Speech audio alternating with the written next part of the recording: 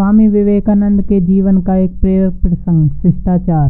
स्वामी जी की जब भी बात होती है तो अमेरिका के शिकागो की धर्म संसद में साल 1893 में दिए गए भाषण की चर्चा जरूर होती है। स्वामी जी की कही सभी बातें हमें उनके जीवन काल की घटनाओं में सजीव दिखाई देती हैं।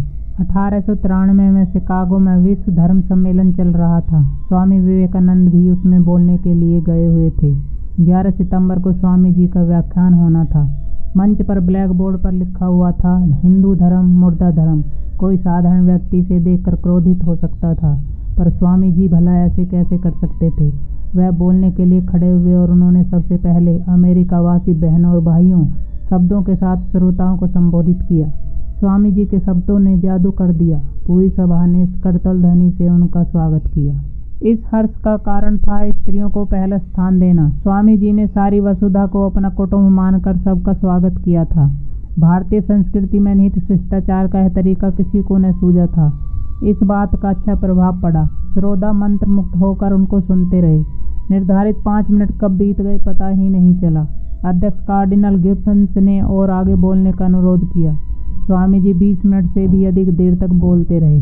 स्वामी जी की धूम सारे अमेरिका में मच गई। देखते ही देखते हजारों लोग उनके शिष्य बन गए। और तो और सम्मेलन में कभी शोर मचता तो यह कहकर श्रोताओं को शांत कराया जाता कि यदि आप चुप रहेंगे तो स्वामी विवेकानंद जी का व्याख्यान सुनने का अवसर दिया जाएगा। सुनते ही सारी जनता शांत होकर बैठ जाती।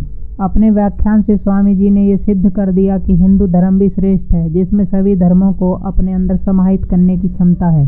भारतीय संस्कृति किसी की अवमानना या निंदा नहीं करती। इस तरह स्वामी विवेकानंद जी ने 7 समंदर पार भारतीय संस्कृति का ध्वज फहराया।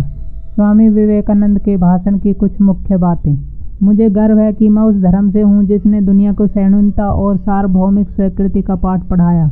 हम सिर्फ सार्वभौमिक सहिष्णुता पर ही विश्वास नहीं करते, बल्कि हम सभी धर्मों को सच के रूप में स्वीकार करते हैं। मुझे गर्व है कि मैं उस देश से हूँ जिसने सभी धर्मों और सभी देशों के सताए गए लोगों को अपने यहाँ शरण दी। मुझे गर्व है कि हमने अपने दिल में इजराइल की वो पवित्र यादें सजो रखी हैं जिसमें उनके धर्म स्थलों को रोमन हमलावरों ने तहस नहस कर दिया था और फिर उन्होंने दक्षिण भारत में शरण ली।